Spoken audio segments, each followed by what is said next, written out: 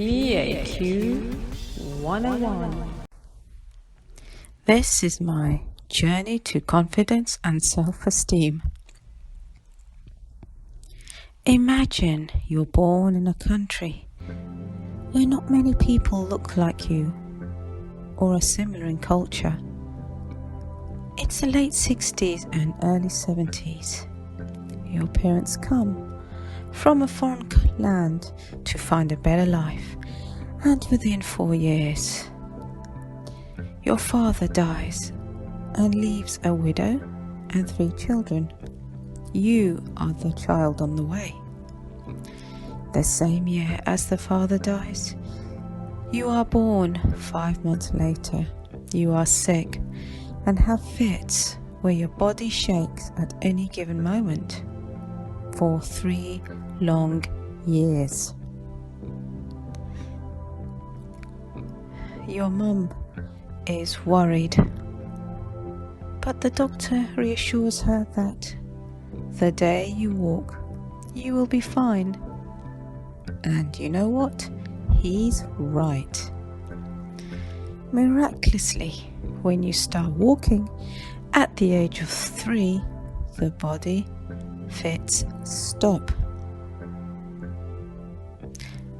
When I look back at this, it amazes me that I went through it all in my early life, which was my beginning to confidence and self-esteem. From an early age, I had 3 things stacked against me. 1, being female, weak and oppressed. 2, being brown-skinned, assumed you are a Paki, in which the British language is an insult. And yes, it did upset me in the beginning, but when I found out it means clean and pure, it became a compliment. So my reply became, from no, I'm not a Paki, to thanks for the compliment. And the 3rd issue I had was having a different religious belief and values from the rest. This was due to the general ignorance of the place and the media, who just love to misrepresent things even today, focusing on the bad guy and forgetting people who are individuals. This made me a target of mockery and ridicule from other students at school. At first, I was afraid of the bullies, but one day that fear turned into defense as I got older and realized that they're insecure more than me. I started to confront them one by one. I began to manage and deal with tough situations as they came along, but unfortunately, my confidence and self-esteem suffered because of all this experience, and I could not communicate or relate to many people apart from my friends. I was excessively shy and never put myself forward for anything, hiding in the background. Unfortunately, with the education system, you learn to speak, read and write, but when it came to real life, but not about real life situations which can randomly pop up anytime. How do you deal with interviews for jobs? How to be confident and have good self-esteem? How do you do small talk with strangers once you get familiar? Then you expand your conversation. The other aspect is the body language. It makes you friendly and have your arms open. And what makes you hostile when your arms are closed?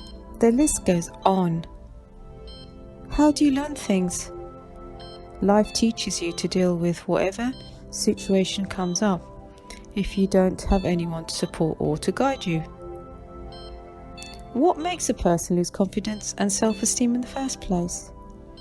It's usual the people you're with and the environment you're in. Recent years, the media, who like to hype things up about everything, and it's up to us to filter and find out what is true and what is not. I myself have done this over the years, and yep, it has helped me a lot. On a positive side, when I look back, I realised I was not afraid to deal with tough situations, and I managed to overcome them. But I got to that certain point that I had to communicate better, so I'm taken seriously.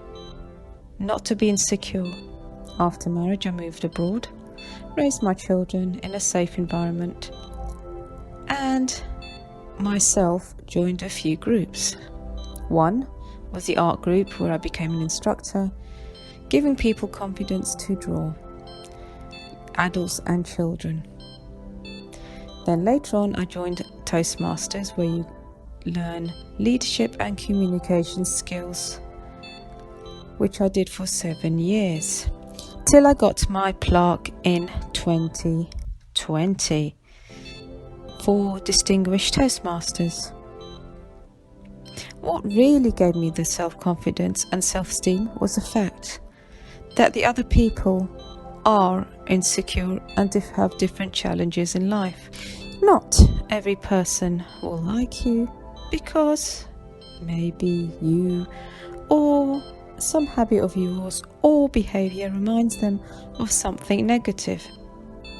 It may not be personal. Failures and mistakes are our teachers, and it's important to understand that no one is perfect. When others evaluate you and give you useful feedback, it helps you to improve yourself.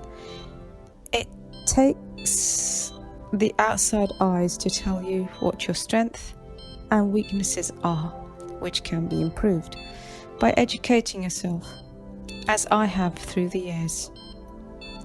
One recent example, I did a course called Self-Confidence and Self Esteem to understand it better and apply it to myself.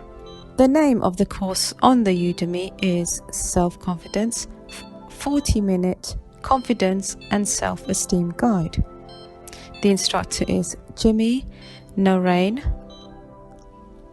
I would recommend to do this course because he really makes you think and to understand yourself better. He gives you practical examples on how to do this.